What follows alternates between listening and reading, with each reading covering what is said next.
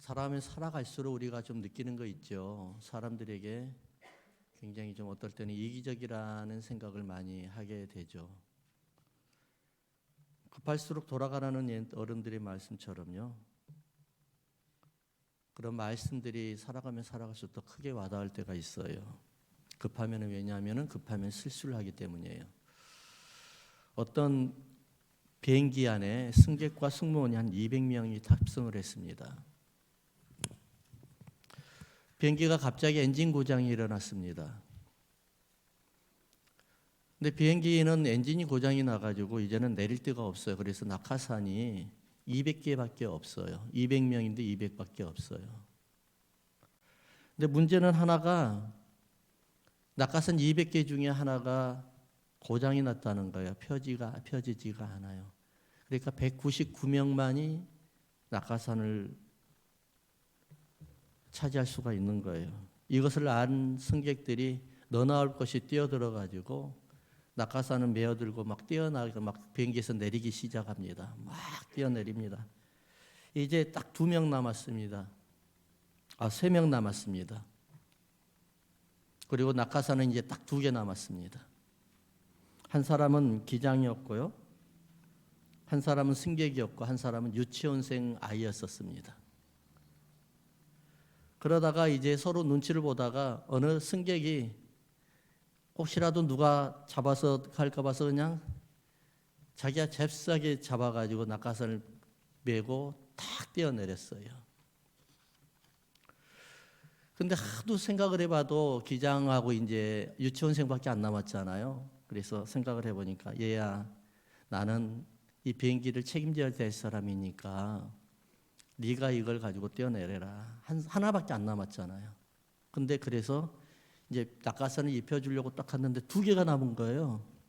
아니 왜 2개가 남았어? 그러니까는 유치원생 아이가 하는 말이 아까 그 아저씨가 내 유치원생 가방을 두고 뛰어내렸어요.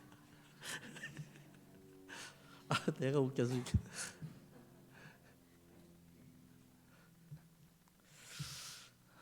구약 성경을 읽어보면은 불에 대한 관련이 많이 나오죠. 네, 불. 제사를 지내는데 하늘에서 내려오는 불 가지고만 제사를 드릴 수가 있잖아요. 제물을 태울 수가 있잖아요. 엘리야의 갈멜산 영적 전투에서도 보면은 하늘에서 내려오는 그 소 한 마리를 잡아서 송아지 한 마리를 잡아서 각을 떠가지고 나무 위에다 올려놨을 때 하늘에서 불이 내려서 그 불로 인해서 이제 제물이 타버리잖아요. 그러면서 하나님의 영광이 나타나기 시작을 하죠.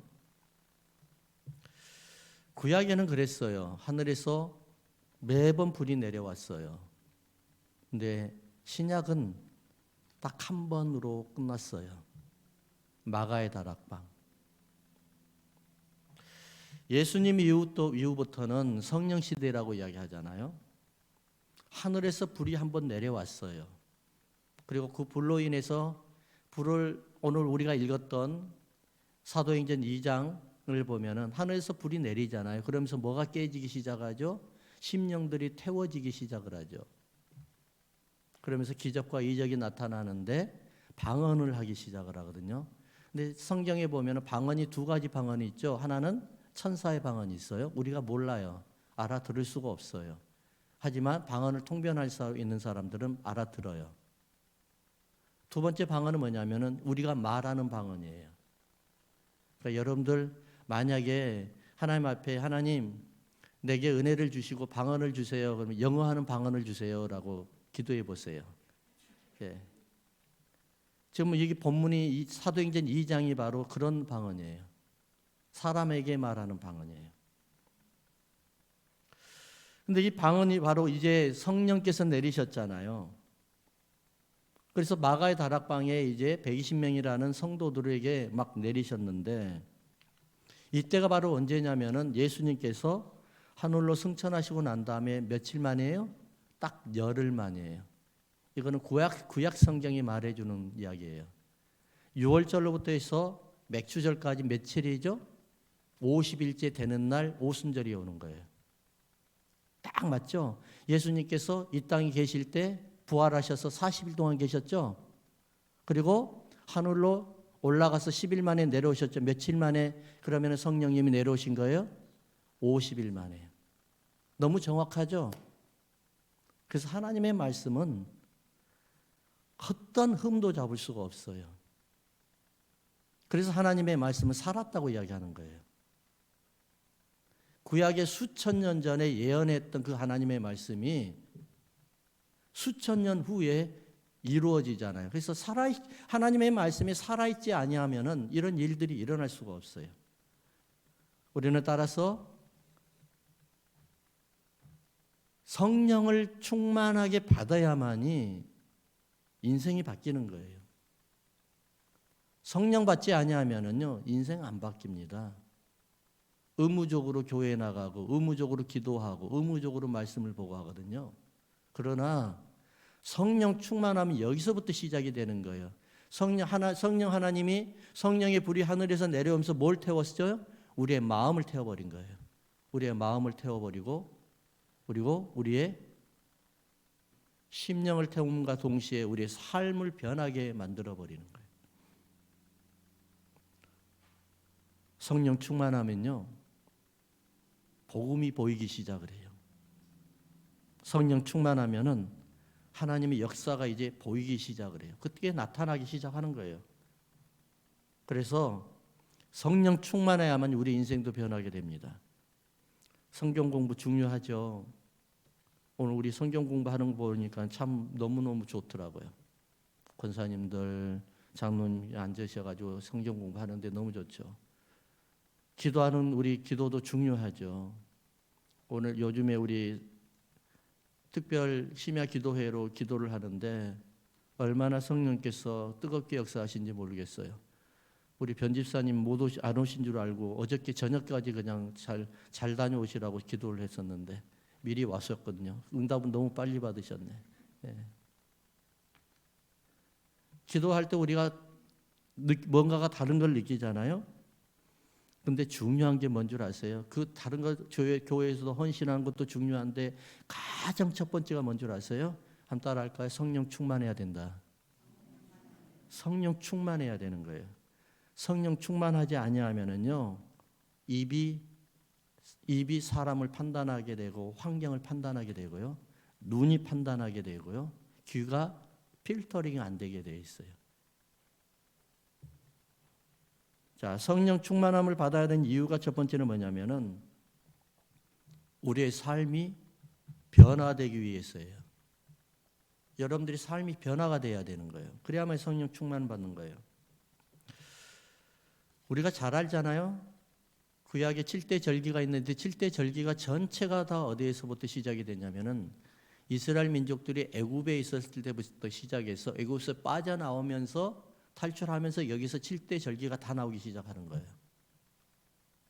그러니까 이스라엘 백성들이 애굽에 있었을 때 하나님께서 가나안 땅으로 이스라엘 백성들을 곧바로 인도하지 아니하고 광야로 거쳐서 거기에서 40년 동안 살게 했잖아요. 이유가 뭐였을까요? 옛사람을 벗는 훈련을 하는 거예요. 주인을 바꾸라는 거예요. 이제껏 너희는 바로가 주인으로 알았는데 이제는 바로 왕이 아니라 누구예요?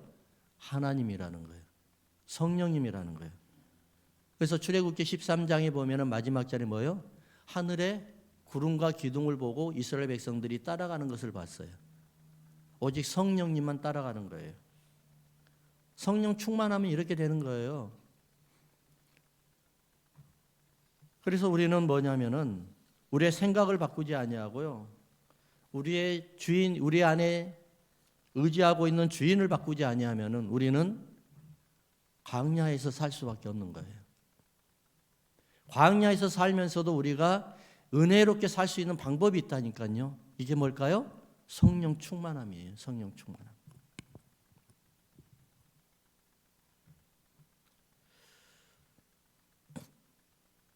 성령 충만하게 되면은 우리가 변화된다고 그랬잖아요. 어떻게 변화될까요?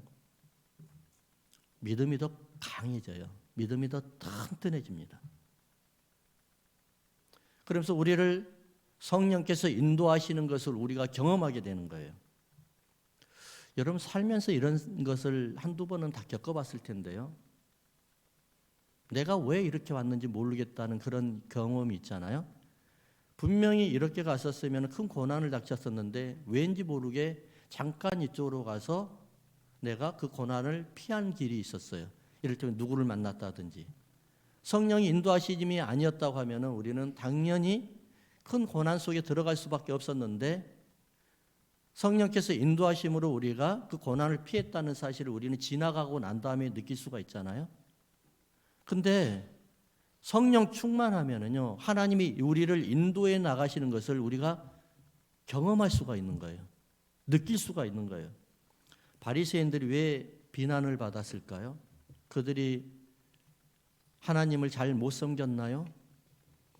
죄송하지만은 그분들처럼만 하나님을 잘 섬겼다고 하면은요, 교회에 문제가 없습니다. 너무너무 훌륭한 분들입니다. 근데 중요한 것이 있어요. 그들이 하지 못했던 것. 성령으로 오신, 빛으로 오신 예수님을 거절했다는 거예요. 종교인으로 살았지 성령 충만한 사람으로 살지 않았다는 것이 바리새인들의 문제였다는 것입니다. 자기 충만으로 살았잖아요. 자기의 논리와 자기의 이성과 자기의 배웠던 그 교육의 시스템대로 살아왔던 거예요. 이 사람들이 바로 바리새인들이에요. 그러니까 이게 한마디로 말하면 무슨 말이냐면은 교회 생활 아무리 열심히 하고요, FM대로 아무리 열심히 해도 성령 충만하지 못하면은 뭐예요? 내 안에서 주인이 바뀌지 아니하고 성령 충만하지 못하면은 내 마음대로 하나님의 생각과 아주 다른 방향으로 우리가 살아갈 수밖에 없다는 것이 바로 문제인 거예요. 이게 바리새인들이에요. 저를 간혹 가다가 제가 이런 생각을 합니다. 내가 목회를 안 했으면 뭘 하고 있을까? 참 제가 맨날 하는 말이 기도하면서도 그래요. 하나님, 광주만 왔어도 출세했는데 미국까지 와버렸으면 이거는 완전 천국에서 사는 거 아니에요? 예, 분당이 천당 바로 밑에가 분당이라고 하더라고요. 나는 잘 모르겠는데, 예, 저는 천당 바로 밑에서 살고 있는 것 같아요. 저는 목회자의 그 자격이 하나도 없습니다. 여러분 잘 아시잖아요. 네, 굉장히 사람과 만나는 것도 굉장히 좀 샤이하고 좀 한박 그리 못해요 잘. 예, 어디 처음에는 신방 가고 싶어서 난리 났는데 진짜 신방 가니까 그게 제일 힘들더라고. 어떻게 해야 될지 모르겠어요 처음에 가서. 그래서 아무 말 못하고 그냥 성경 펴읍시다, 찬송합시다, 기도합시다 그러고 나왔어요. 예, 그게 신방이었어요. 뭐 이런저런 좀 이야기도 좀 해야 되는데 뭐 사실 저에게는 목회자로서의 거의 자격이 없었던 것 같아요. 그러다 보니까 할 수밖에 없었던 건 몸으로 때우자였어요. 몸으로 때우자. 몸으로 때우자 하다 보니까 맨날 선교 가고 그리고 교회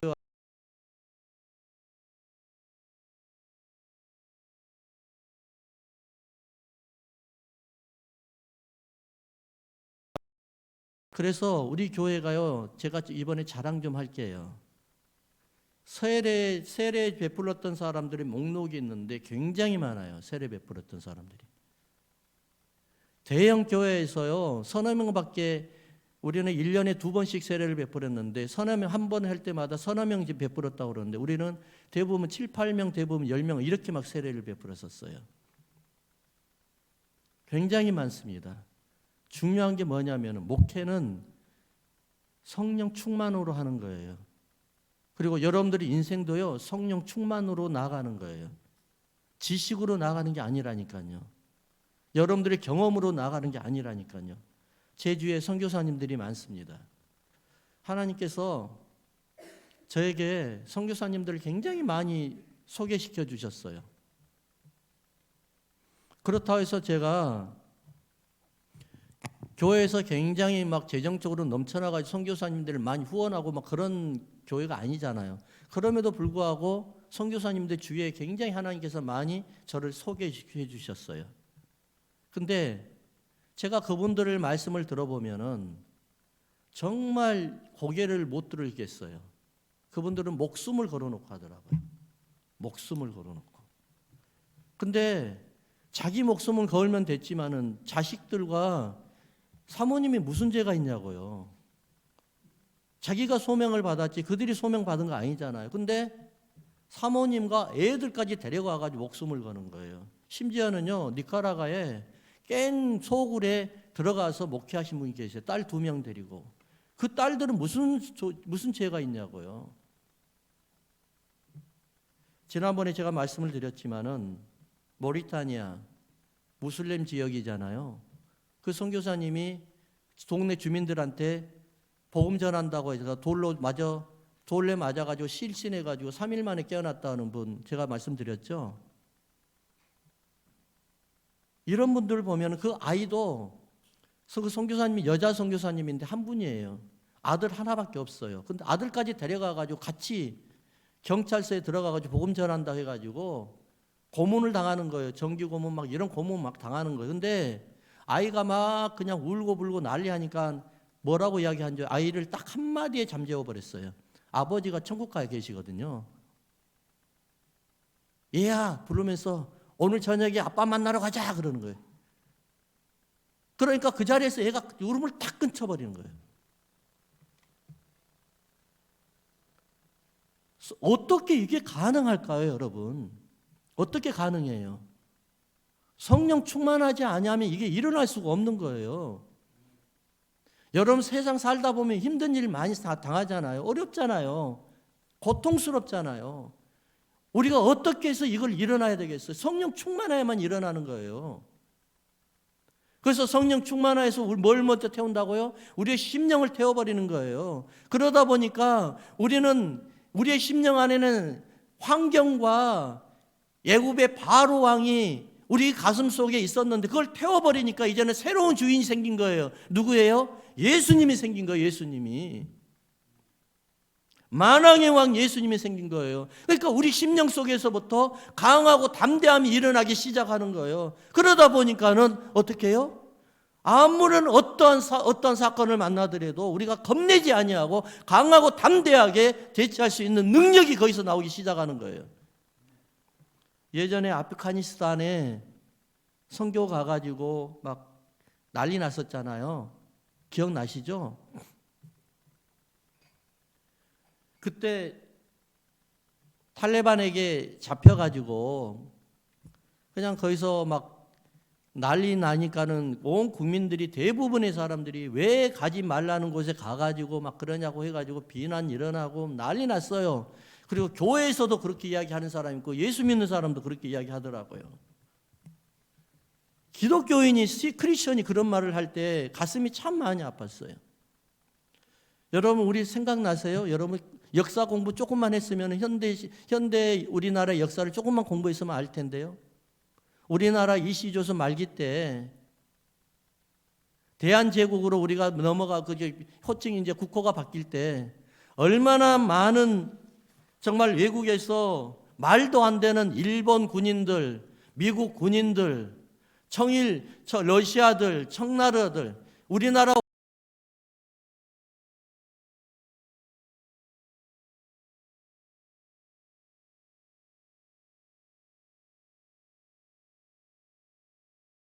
가지고 그들을 다 내어줘 버리니까 일본 군대가 우리나라에 쳐들어와 가지고 우리나라 사람들 잡아가다가 고문을 하고 그런 일들이 많이 있었어요. 그때 누가 들어온 줄 아셔요? 선교사님들이 들어왔어요.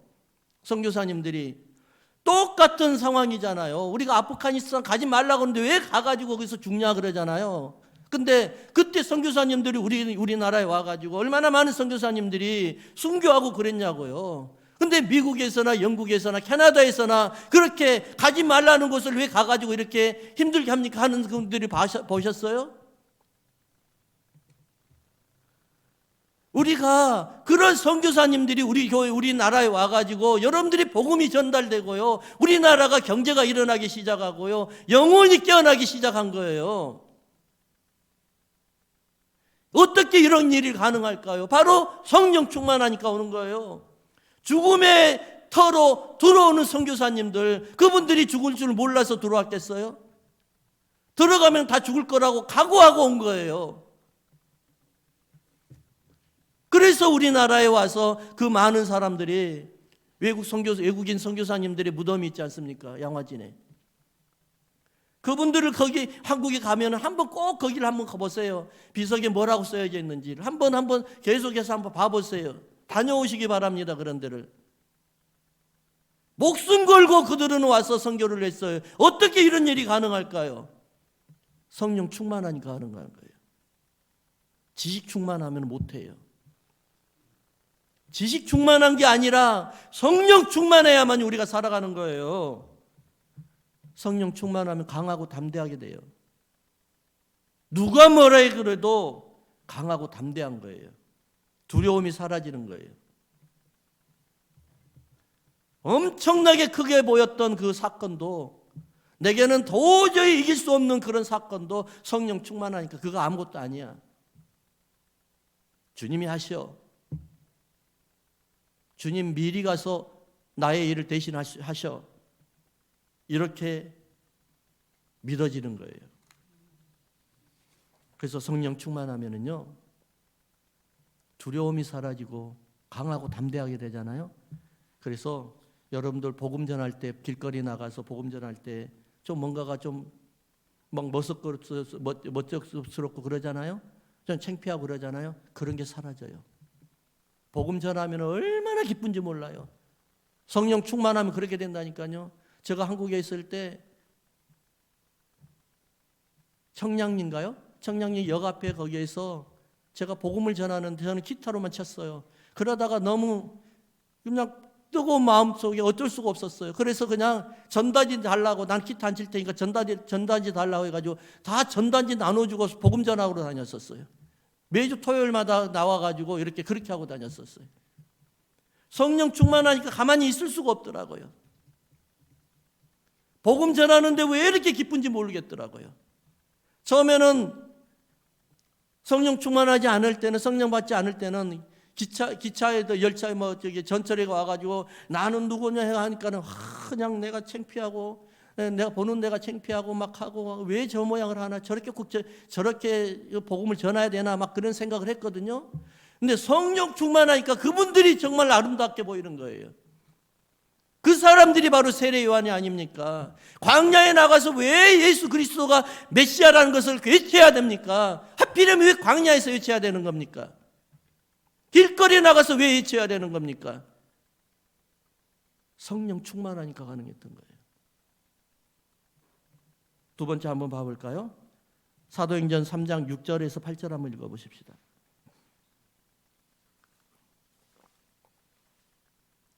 사도행전 3장 6절에서 8절. 베드로가 이르되 은과 금은 내게 없거니와 내게 있는 이것을 내게 주노니 나사렛 예수 그리스도의 이름으로 일어나 걸으라 하고 오른손을 잡아 일으키니 발과 발목이 곧 힘을 얻고 뛰어서서 걸으며 그들과 함께 성전으로 들어가면서 걷기도 하고 뛰기도 하며 하나님을 찬송한다. 이렇게 말씀하셨습니다. 우리 한번 따라합시다.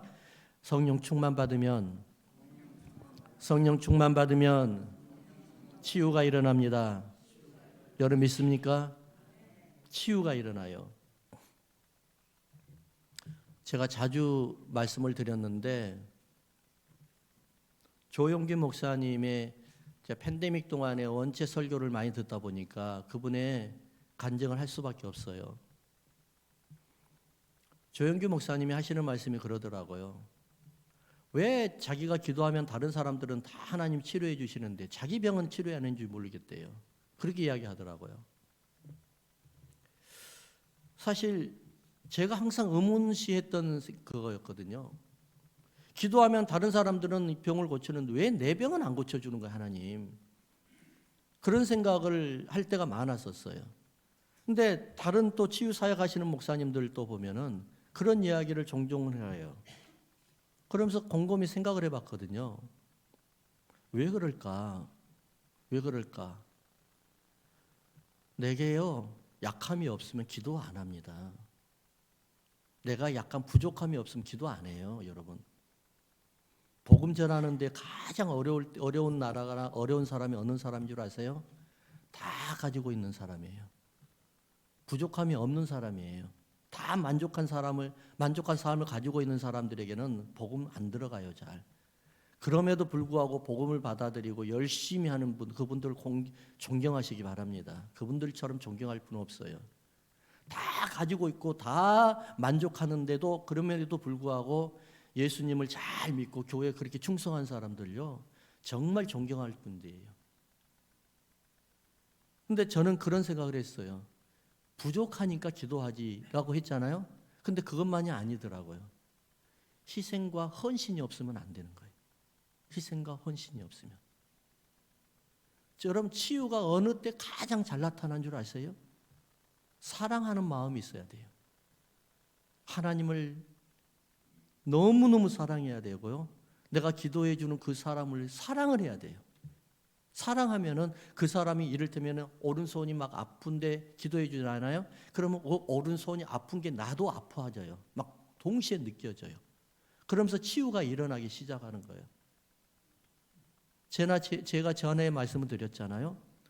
저는 멕시코에서 이를테면은 우리 학생들을 모셔다 놓고 성경 세미나를 하고 있었는데 갑자기 내가 막 심장이 막 아파오기 시작을 하더라고요. 난리 난 거예요.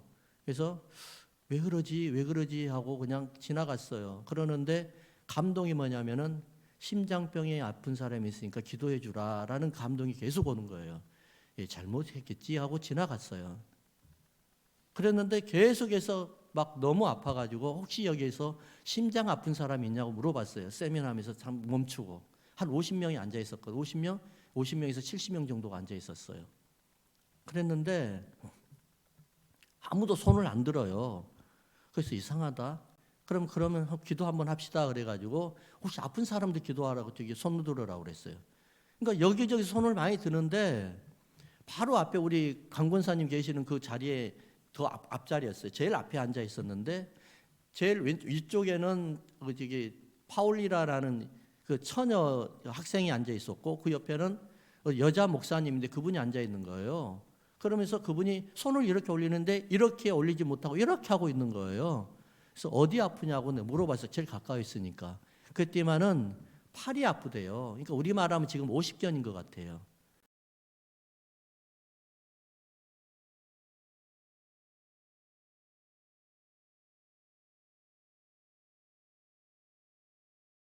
너 혹시 기도해서 혹시 병 낫거나 그런 경험이 있냐니까 없대요. 없었대요. 그럼 우리가 함께 기도해 보자. 우리 하나님 살아계신 것을 역사 한번 우리가 보십시다. 그래 가지고 기도해 주라고 시작을 했어요. 같이 중보 기도해 줬어요. 그리고 손을 얹으라고 기도했어요. 기도를 했더니만은 두 여인께서 막 울고 불고 난리 난 거예요. 파울리나도 막 울고 불고 난리 나고 그 여자 목사님도 여기에서 울고 불고 난리 나고 왜 그러냐 울게 했다니까는 기도를 하는데 뭔가가 손에서 뭔가 이상한 감각이 나오기 시작하더래요. 그러면서 그 또 여자 목사님은 기도하는데 여기 팔에서 뭔가 막 이상하게 막 그냥 이제 뜨거운 게 막 들어오면서 난리 나더래요. 그러면서 그럼 손을 얹어봐라. 그러니까 올리니까 훅 들어버렸어요. 그러니까 난리 난 거예요. 이제 거기서 어떻게 하다가 이제 내가 거기서 잘못하면 유명한 치유 사역자가 될 것 같아요. 그래서 그냥 안 되겠다 해가지고 혹시 또 아픈 사니까 저기에 우리 지금 저기 크리스 있는 쪽에 거기 앉아 있는 그 두 사람이 앉아 있는 거예요. 한 사람은 말기암 환자 이쪽에가, 한 사람은 저쪽에 여기 우리 저기 예원이 있는 쪽에, 그쪽에는 심장이 아파가지고 병원에서 끝났다고 선고받은 사람, 그 사람이 와 있었던 거예요. 그래서 왜 안 들었냐고 그러니까는 뭐라고 이야기하냐면은 의사 선생님도 못한 것을 어떻게 네가 할 수 있냐 이런 식으로 이야기를 하는 거예요. 내가 하는 게 아니고 하나님이 하시는 거 아니냐고. 그래서 나는 가지도 않았어요. 손도 안 댔어요. 그리고 여기서만 기도해주고 주위에 있는 사람들 같이 기도해줬어요. 기도했는데 거기서 난리 난 거예요. 다 낫대요. 그러니까 믿을 수 있어야지. 얘네들은 뭐 하면 무조건 낫다고 해가지고 나중엔 또 안 나와가지고 병원에 다니고 그러니까 그러는데, 그럼 낫다는 거 증거를 가져와라. 병원에 가가지고 진단서 끊어가지고 내가 갈 테니까 선교사님 여기 남아있는 선교사님에 갖다 드려라. 다 갖다 드렸어요. 낫대요 진짜로. 두 사람 다 낫대요. 물론 이거는 계속 있는 일이 아니지만은 이런 일이 있던 거예요. 제가 얼마나 미치도록 그렇게 사랑을 했는지 그분들을 보세요. 정말 목회하면서 새벽에 나가가지고 잠을 못 잡니다. 비행기 타고 가면은. 새벽 12시, 왜 그런 비행기는, 중남미로 가는 비행기는 왜 새벽 12시 비행기밖에 없는지 모르겠어요. 그때 당시 그랬어요. 새벽 12시에 비행기 가가지고 아침 내리면 아침 새벽에 6시, 7시예요. 그래가지고 잠을 못 자요. 아예 잠을 뻑뻑 새요. 그리고 월요일날 아침부터 사역을 시작하는 거예요. 그리고 막 그냥 성경 공부하고 사역을 시작하고 그러고 난 다음에 금요일 날은 또 빨리 와야 돼요. 와가지고 저 주일 준비해야 되고 막 교회 막 해야 되고 막 그렇게 그런 상황이에요. 그거를 왜 이렇게 맨날 미치면서 다녔겠어요? 그들을 사랑하지 않으면 어떤 이런 일들이 일어났겠어요? 그러다 보니까 하나님께서 이러한 일들을 하시더라고요. 사랑하는 성도 여러분, 성령 충만하면 치료가 일어난다니까요. 성령 충만하면 이런 기적이 일어나요. 여러분, 야고보에서 뭐라고 이야기하냐면 우리가 기도를 하여도 얻지 못하면요, 우리의 정욕을 위해서 쓰려고 하니까 잘못된 기도를 하니까 이 기도가 안 일어난대요. 2000년 전에 마가의 다락방에서 하나님의 성령의 불이 그들 가운데 역사하사 그들을 통해서 수많은 사람들이 일어났단 말입니다. 베드로가 그 사람들을 성령 거기서 충만받고 난 다음에 성전문으로 들어갑니다. 그때 나오면서부터 걷지 못한 그 사람도 있었습니다. 그 사람이 앉을 때부터 다리가 없어 힘이 없어서 걷지 못했던 사람에게 뭐라고 이야기하냐면은 이렇게 이야기합니다. 내게는 금도 없습니다. 내게는 은도 없습니다. 내게는 돈도 없습니다. 그러나 오직 예수 그리스도의 이름으로 걸으십시오 라고 이야기하니까 거기서 힘을 얻고 걷고 총총 뛰면서 성전 안으로 들어가는 것을 볼 수가 있어요. 사랑하는 성도 여러분, 이래도 우리가 성령 충만하지 않을 것입니까? 왜 우리가 성령 충만을 해야 됩니까? 성령 충만하면요 치유가 일어난다니까요. 환경이 변한다니까요. 여러분들의 자녀가 변한다니까요. 치유가 일어난다니까요. 여러분, 자녀들을 사랑하고 부모님들을 사랑하고 그리고 여러분들의 성도들을 사랑하고 이웃들을 사랑하잖아요. 그러면 우리가 성령 충만 받아야 되는 거예요. 성령 충만해서 우리가 여러분들의 기도를 통해서 이루어지는 하나님이 살아계신다는 것을 보여줘야 되는 거예요.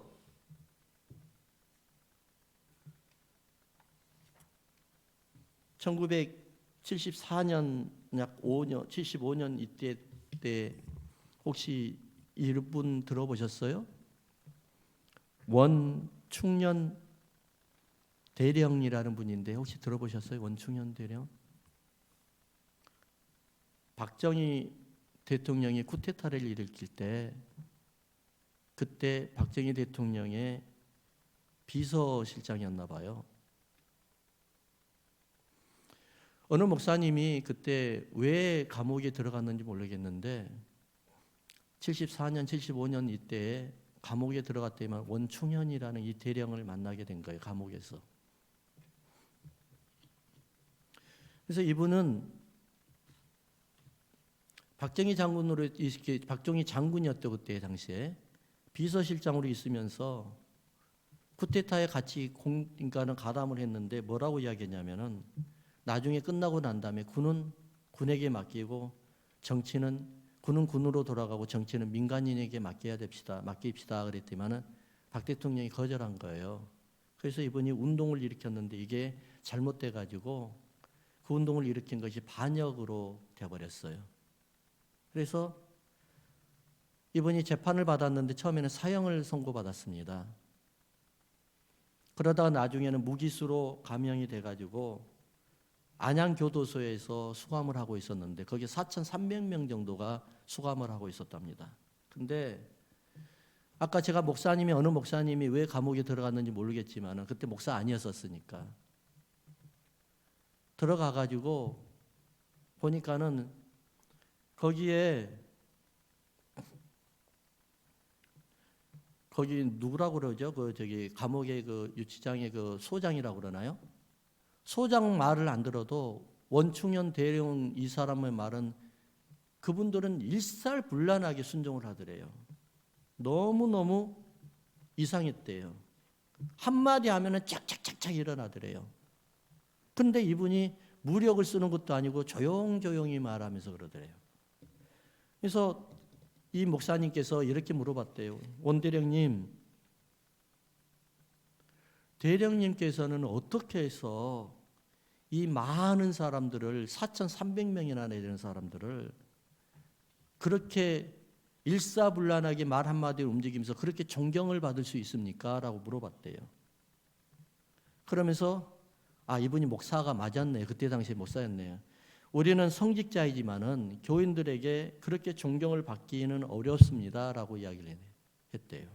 그렇지만은 그 원대령이 하는 말이 이 말입니다. 내가 다른 제소자들보다 존경이라기보다 인정을 받으면서 살아가게 된 것은 나의 인격이 훌륭하거나 능력이 있어서 인정을 받고 살아가는 것이 아닙니다.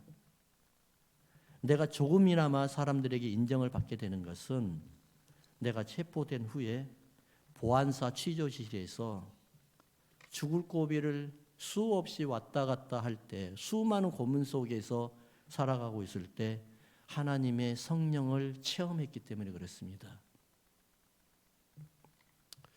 보안사에서 원대령께서 보안사에 끌려가 가지고 고문을 받는데 얼마나 잔인한 고문을 받았는지 그 순간에 손에서부터 시작해 발끝까지 해서 심장까지 다 차가워지면서 멈춰가는 이래서 죽는구나라는 것을 느꼈다고 합니다. 근데 그때 어렸을 때 잠깐 교회를 다녔는데 그 후에는 안 다녔대요. 그러고 난 다음에 너무너무 고통스러워서 이 한마디 했답니다. 하나님, 정말로 오랜만에 하나님 이름을 불렀답니다. 하나님, 이 죄인을 불쌍히 여겨주세요. 제가 군인으로 나라를 위한 거사를 준비할 때 죽는다는 것을 이미 각오했습니다. 그러니까 얼마나 고문도 받다가 죽으면 끝나는 거지라고 생각을 했습니다. 그럼에도 불구하고 너무 힘들어서 못 견디겠습니다. 그러다가 이렇게 이야기했습니다. 제가 하늘에 하나님의 일을 찾지 못하고 땅의 일만 하다가 죽게 된 것을 용서해 주세요라고 이야기했대요. 그러니까 죽음이 이제 하나님 앞에 유언을 하는 거예요. 이제껏 하나님이 생명을 살려주셨는데 땅의 일만 찾다가 이제 겨우 죽을 때 되니까 하늘의 일을 하지 못한 것이 생각난대요. 그러면서 그것을 용서해 달라고 기도했답니다. 근데 그렇게 기도를 하는데 고문실에서 천장이 낮은가 봐요. 낮은 천장에서 한 줄기의 빛이 쭉 갑자기 내려오더래요. 그러면서 그 빗줄기가 바로 뭘로 변하냐면 밧줄로 변하더래요. 밧줄로 쭉 내려오니까 그냥 비몽사몽간에, 그러니까는 실질로 일어난 일인데 자기가 너무 고문을 받다 보니까는 비몽사몽이 돼버린 거예요. 그러다가 그때 저기가 왜 밧줄이 내려오지? 라고 생각을 했대요. 근데 거기에서 그 밧줄에서 빛의 밧줄에서 음성이 들리기 시작을 하더랍니다. 이 밧줄을 잡아라. 한마디였답니다. 다른 말도 아닌 딱 한마디. 이 밧줄을 잡아라. 처음에는 너무 극심한 고문으로 인해서 환청이 들리고 잘못된 눈으로 환상이 보였나라고 생각을 했는데 실제였대. 근데 그 말씀이 들리면서 밧줄을 잡아라 하면서 음성을 듣는 순간부터 몸이 회복되기 시작을 하는데 아팠던 몸이 다 사라져버리고 어떻게 된 일인지 막 치유가 되기 시작을 하더래요. 근데 거기서 또 두 번째 음성이 들리더래요. 다시는 이 줄을 놓지 말아라. 한번 따라 합시다. 다시는 성령 충만을 잃지 마시기 바랍니다. 아멘. 다시는 예수님의 밧줄을 놓지 말아라. 그 말씀이 딱 들리고 난 다음에 온 몸이 다 치유가 시작됐는데 완전히 치유가 되어버리더래요. 날아갈 것 같더래요. 말이 되나요 이게? 그래서 그분이 이렇게 이야기를 합니다. 내가 죽을 자리에서 그렇게 큰 은혜를 받게 된 뒤로 내가 변한 것입니다. 그 뒤로는 징역살이가 힘들 때나 억울하다고 원통함을 느낄 때마다 그날 받았다는 은혜를 돌이키면서 자신을 이겨나가곤 하였답니다. 그리고 그의 앞에는 그의 은혜 밧줄이 항상 드리워져 있다는 것을 생각하게 되고, 때로는 견디기가 어려운 마음의 갈등이 있어도 그날 그에게 하늘로서 임하셨던 그 은혜의 밧줄, 구원의 밧줄을 생각하면서 이겨낸다고 합니다. 이것이 바로 성령의 밧줄이죠. 사랑하는 성도 여러분, 이제는 성령 충만할 때입니다. 여러분 성령 충만해서 우리의 모든 고난과 역경을 이겨내는 여러분들 되기를 주의 이름으로 축원합니다.